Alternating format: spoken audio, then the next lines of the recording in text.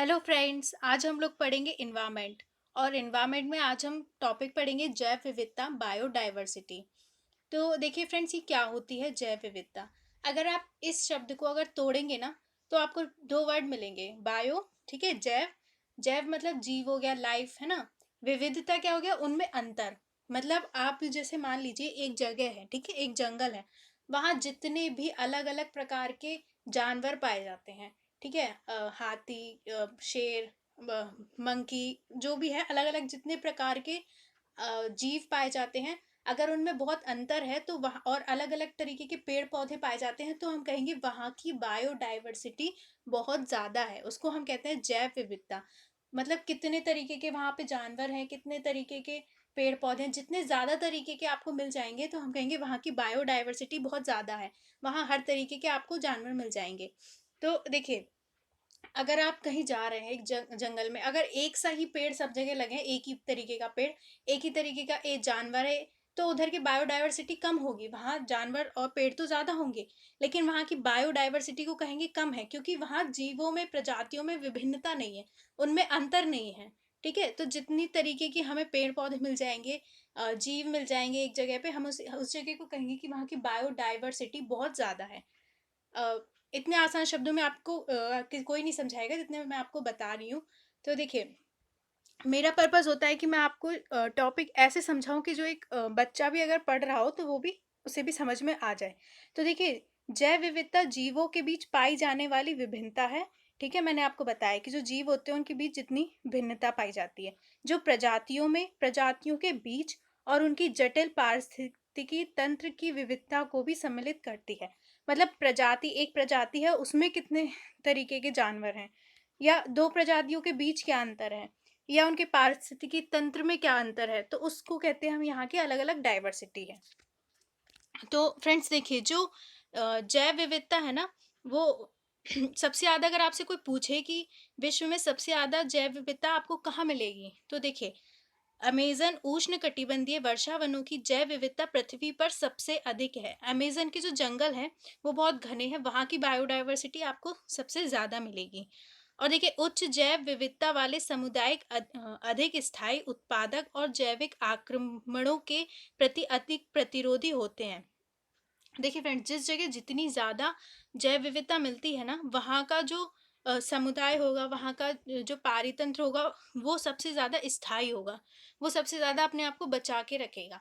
तो ज़्यादा बायोडाइवर्सिटी मतलब ज़्यादा स्थायी उनका इकोसिस्टम रहेगा।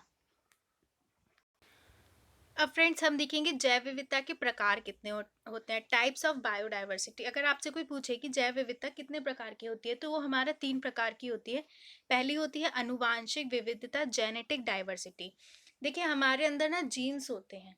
ठीक है, जीन्स क्या करते हैं, जीन्स एक तरीके से आपकी इंफॉर्मेशन को समेट के रखते हैं कि आप कैसे दिखेंगे, आपकी आवाज़ कैसी होगी। मतलब उनमें सारे अपने जो जानकारी है वो अपने जीन में होती है। तो देखिए, अगर जेनेटिक रूप से सब लोग अलग-अलग हैं, तो वहाँ की विविधता हम कहेंगे ज़्यादा है। जैसे कि इंसान है, तो इंसान क्या आप देख सकते हैं, हर इंसान का अलग चेहरा होता है, अलग आवाज़ होती है, अलग बाल, आँखें। तो हमें जेनेटिकली जो डाइवर्सिटी है, हमें ज़्यादा है। तो उसको कहते हैं हम आनुवांशिक विविधता। एक ही प्रजाति आनुवांशिक स्तर पर अपने वितरण क्षेत्र में विविधता दर्शा सकती है। प्रत्येक विशिष्ट प्रजाति की आंतरिक जीन संरचना अलग-अलग होती है, जो उसे अपनी ही जाति के सदस्यों से अलग पहचान दिखती है। फॉर एग्जाम्पल, जैसे मान लीजिए खरगोश है, तो आपको दिखेंगे वाइट कलर के, ब्राउन कलर के। तो फ्रेंड्स, अगर खरगोश अलग अलग कलर के हैं, तो हम उनमें कह सकते हैं कि इनमें जेनेटिकली डाइवर्सिटी है। अब इनमें आनुवांशिक विविधता है, उनके जीन अलग अलग हैं, इसलिए उनमें अलग अलग विभिन्नता आ पाई गई, तो उसे हम कहते हैं जेनेटिक डाइवर्सिटी। अब देखते हैं दूसरा। दूसरी होती है प्रजातीय विविधता, स्पीसीज डाइवर्सिटी। देखिए, जैसे कि मान लीजिए कोई स्पीसीज है, ठीक है, कोई प्रजाति है, तो वो दूसरी प्रजातियों के मुकाबले उनमें कितनी बायोडाइवर्सिटी है, इसमें ये देखते हैं। देखिए, यह विभिन्नता प्रजातियों के स्तर पर है, मतलब कितने टाइप की प्रजातियां हैं। किसी विशिष्ट प्रजाति की जातीय विविधता इस बात से तय होती है कि निर्धारित बायोम में उसकी संख्या प्रत्येक प्रजाति में, सभी प्रजाति के सभी जिलों की संख्या के अनुपात में कितनी है। यह मान शून्य के जितना नजदीक होता है, प्रजाति विविधता उतनी अधिक होती है, जबकि एक मान होने पर यह समझा जाएगा कि उस क्षेत्र में अब एक ही प्रजाति बची है। इसमें हम ये देखते हैं कि एक प्रजाति और उसके साथ जितनी भी प्रजातियां हैं उनमें क्या बायोडायवर्सिटी है। देखिए, मान लीजिए कि एक जगह पर 100 जानवर हैं, ठीक है। अब हमें उधर देखना है कि कितने वहां पर शेर हैं उस जगह पे। तो आपने जब गिना तो आपको पता चला, आपको पहले पता नहीं था कि कितने जानवर है क्या है, आपने फिर देखा शेर कितने हैं तो आपको पता लगा 100 शेर है। तो अब 100 में से अगर अपन 100 को डिवाइड करेंगे तो 1 आ जाएगा। यानी वहां की अपन मानेंगे कि वहां पे अब एक ही प्रजाति बची है, सिर्फ शेर ही है वहां पे। लेकिन अगर अंबान जितना जीरो के करीब आता जाएगा, मतलब और भी बहुत सारी दूसरी प्रजातियां भी हैं, तो वहां पर प्रजातीय विविधता ज्यादा है। तीसरी होती है पारिस्थितिकी विविधता, वो हम देखते हैं। देखिए फ्रेंड, इकोसिस्टम डाइवर्सिटी, यह विविधता पारितंत्र स्तर पर है, जैसे कि भारत के ही विभिन्न पारितंत्र वन, रेगिस्तान, प्रवाल विद्धि, एस्चुरीज के बीच विविधता का स्तर अलग अलग है। ठीक है, अब जैसे मान लीजिए एक वन हो गए, वहाँ अलग प्रकार के जीव है, वहाँ अलग बायोडाइवर्सिटी है। फिर रेगिस्तान हो गया, वहाँ अलग तरीके के जीव होंगे, है ना। तो जो अलग अलग पारितंत्र है, इकोसिस्टम है, ठीक है, उनके बीच जो अंतर होगा, जो विविधता होगी, उसको हम पारिस्थितिकी विविधता कहते हैं। तो इस तरीके से हमारी 3 तरीके की विविधता होती हैं। अब हम देखेंगे जैव विविधता का मापन, हम उसे मापते कैसे हैं। तो फ्रेंड, जैव विविधता मापते कैसे हैं, कैसे पता चलेगा हमें कितनी बायोडायवर्सिटी है। तो एक निर्धारित क्षेत्र में विभिन्न प्रजातियों की संख्या कितनी है तथा उनका पर्यावरण के साथ अनुकूलन कैसा है, इसकी माप निम्नलिखित 3 तरीके से करते हैं। हम ये देखते हैं कि कितनी तरीके की प्रजाति है और वो पर्यावरण के साथ कैसे अनुकूलन करती है। तो देख, 3 तरीके की विविधता होती है। पहली होती है अल्फा विविधता, अल्फा बायोडायवर्सिटी। ये क्या होता है, देखिए, अल्फा विविधता का अर्थ है एक क्षेत्र में अलग अलग प्रजाति की संख्या से है। मैंने आपको बताया कि एक क्षेत्र ले लीजिए, एक जंगल है, उसमें कितनी प्रजाति है, उनकी क्या संख्या है, ठीक है, उनमें आनुवांशिक स्तर पर क्या अंतर है, तो उसको हम ना मापेंगे तो हम कहेंगे कि हमने अल्फा विविधता को उधर की मापा है। ठीक है, अब देखेंगे हम इस बीटा विविधता क्या होती है। फ्रेंड्स देखिए, बीटा विविधता यह उस मापन को बताती है जिसमें प्रजातियां पर्यावरणीय अंतरों के बीच परिवर्तित होती है। यह प्रजातीय स्तर पर है, ये बताती है कि प्रजातियों में कितनी विविधता है।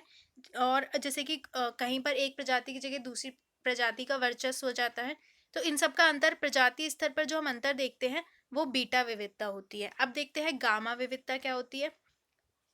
सॉरी, समान आवास स्थानों के बीच में दूरी के साथ जाति बदलाव की दर को गामा विविधता कहते हैं। ठीक है, मतलब जितना जैसे मैं आपको समझाऊं कि जितनी दूरी बढ़ गई, मतलब एक क्षेत्र की विविधता फिर दूसरे क्षेत्र की विविधता, मतलब एक क्षेत्र के एनिमल दूसरे क्षेत्र के एनिमल, तो उनके बीच दूरी के हिसाब से जो अंतर आया है उसको गामा विविधता कहते हैं। ठीक है, समान आवास के स्थानों के बीच में दूरी के साथ जाति बदलाव की दर को, मतलब उनमें क्या डिफरेंस आया है, यह सामुदायिक स्तर पर होती है। इसमें हम सामुदायिक स्तर पर देखते हैं, एक समुदाय फिर दूसरा समुदाय, तो उन दोनों के बीच क्या अंतर है। ठीक है, ये एक क्षेत्र में अलग अलग पारितंत्र में मौजूद संपूर्ण विविधता की माप इसके अंतर्गत की जाती है। मतलब एक क्षेत्र में कितने तरीके की अलग अलग बायोडायवर्सिटी है, उसको हम गामा विविधता कहेंगे। इसके बाद हम देखते हैं जैव विविधता प्रवणता क्या होती है, ग्रेडियंट ऑफ बायोडायवर्सिटी। फ्रेंड्स देखिए, अक्षांशों में प्रायः उच्च अक्षांश से निम्न अक्षांश की ओर तथा पर्वतीय क्षेत्रों में ऊपर से नीचे की ओर आने पर प्रजातियों की संख्या में अंतर जैव विविधता प्रवणता कहलाती है। देखिए, जब आप पर्वत पे ऊपर चढ़ते जाएंगे ना, तो धीरे धीरे आपको अलग अलग पेड़ पौधे मिलते जाएंगे, या फिर आगे जितना ऊंचे जाएंगे कम होते जाएंगे, ठीक है, पेड़ पौधे। ऐसे ही आप जो हमारा निम्न अक्षांश होगा तो आप देखेंगे 0 डिग्री के आसपास, मैंने आपको पूरा पढ़ाया हुआ है अ, उसमें ज्योग्राफी में, कि वहाँ पे टेम्परेचर ज़्यादा होता है, बारिश ज़्यादा होती है, तो वहाँ पे आपको ज़्यादा जैव विविधता मिलेगी। लेकिन आप उच्च अक्षांश की ओर जाएंगे, अक्षांश क्या होता है, ग्लोब पर जो लेटी हुई रेखाएं होती है उनको हम अक्षांश कहते हैं। तो आप ऊपर की तरफ जाएंगे ग्लोब में, तो आपको धीरे धीरे कम पेड़ पौधे मिलते जाएंगे, है ना। तो इनमें जो अंतर आ रहा है उनको जैव विविधता की प्रवणता कहते हैं, कि इनमें कितना अंतर आ गया है। अब देखते हैं जैव विविधता ह्रास के कारण। ठीक है, अब हमारी जो बायोडायवर्सिटी है वो इस वक्त खत्म होती जा रही है, तो वो उसके रीजंस क्या है, ये भी बहुत इंपॉर्टेंट है। ये हमारे आंसर राइटिंग के लिए इंपॉर्टेंट है। देखिए, जैव विविधता ह्रास के कारण प्राकृतिक और मानवीय दोनों हो सकते हैं। मतलब प्राकृतिक कारण से भी बायोडायवर्सिटी कम होती जा रही है और हमारे कारण से भी कम होती जा रही है। किंतु मानवीय गतिविधियों ने जैव क्षरण की इस दर को चिंतनीय बना दिया है। लेकिन इंसान की जो गतिविधि है उसके कारण ये ज्यादा तेजी से घट रही है जैव विविधता। तो इसके कारण निम्नलिखित हैं। आवासीय क्षति तथा विखंडन। देखिए जहाँ पे वन होते हैं, जहाँ पे जानवर रहते हैं, धीरे धीरे आप उनको काट रहे हैं, तो वो कहाँ जाएंगे? तो आवासीय क्षति हो रही है। प्राकृतिक संसाधनों का अतिदोहन, हम इतना ज्यादा उनको यूज करते जा रहे हैं, लकड़ियों को, ये वो, तो उसके लिए वन काट रहे हैं, तो हम प्राकृतिक संसाधनों का अतिदोहन कर रहे हैं। ठीक है। विदेशी जातियों का आक्रमण, कभी कभी ऐसा होता है कि किसी जगह पर कोई ऐसी पेड़ पौधे आ जाते हैं जो विदेशी होते हैं, वो जो देसी नस्ल के पौधे होते हैं उनको समाप्त कर देते हैं। तो या फिर वहाँ के जीवों को समाप्त कर देते हैं। कई बार ऐसा हुआ है कि आप बाहर से अगर कुछ ले लाकर, जैसे कोई मछली लाकर अपने तालाब में डाल दे, विदेशी मछली, तो धीरे धीरे देसी मछलियाँ कम हो जाएंगी, वो आक्रमण करती हैं, वो सही नहीं होती हैं। इसके अलावा बाढ़ से, भूकंप से, भूस्खलन, बीमारी, ठीक है, जैसे प्राकृतिक कारण और प्रदूषण, आर्द्र भूमियों का भरना, मानवीय अधिवास और कृषि का विस्तार आदि प्रजातियों की विलुप्तता के अन्य कारण हैं। ये सारे कारण भी होते हैं जिसके कारण हमारी जैव विविधता खत्म होती जा रही है। नेक्स्ट टॉपिक में हम पढ़ेंगे जैव विविधता का हम संरक्षण कैसे करें। Thank you.